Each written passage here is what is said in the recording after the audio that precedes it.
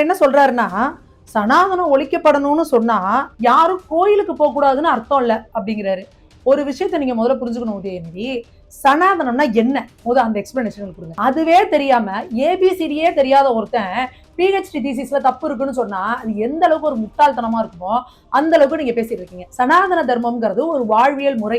அதுல நிறைய இருக்கு. அதுல ரொம்ப முக்கியமானது என்ன தெரியுமா? கோவிலுக்கு போகிறதுங்கிறது. கோவிலுக்கு போகிறதுங்கிறது எங்களுக்கு ஒரு முக்கியமான நடைமுறை. அப்ப நீங்க கோவிலுக்கு போக கூடாதுன்னு சனாதனத்தை ஒழிக்கிறேன் அப்படின்னா கோவிலுக்கு போக கூடாதுன்னு சொல்றீங்க தானே அர்த்தம்.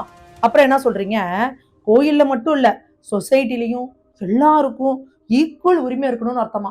அடடடடா, என்ன உங்களுக்கு சமூகத்து மேல அக்கறை.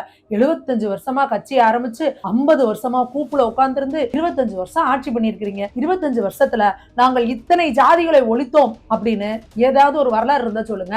அவ்வளவு ஏங்க, பட்டியலினத்தை சேர்ந்தவர்கள் மட்டும்தான் திகாலையும் திமுகவிலையும் தலைவர்களா இருக்க முடியும் அப்படின்னு ஒரு புரட்சியை செஞ்சிருக்க வேண்டியதானே நீங்க.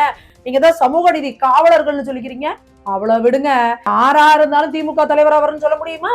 கலைஞருக்கு பிறந்தவரும் ஸ்டாலினுக்கு பிறந்தவருமா இருந்தா மட்டும்தான் திமுகவுக்கு தலைவரா வர முடியும். அங்க தீகா இருக்கு பாருங்க, தீகால வீரமணி இருக்காரு பாருங்க, அங்க அவரோட புள்ளதான் அங்க அடுத்த லெவல்ல வர்றாரு. அப்ப நீங்க என்ன சமூக நீதியை பத்தி பேசுறீங்க? இன்னாருக்கு பிள்ளையா பிறந்தவன் மட்டும்தான் இங்க தலைமை பொறுப்புக்கு வரணும், மித்தவங்க எல்லாம் உழைச்சுக்கிட்டே இருக்கணுங்கிறது. அப்படின்னா முதல்ல உங்க இதுல கட்சியில இருக்கிற சமூக நீதியை முதல்ல காப்பாத்துங்க. நீங்க என்ன ஊருக்கு உபதேசம் பண்ணிட்டு இருக்கீங்க?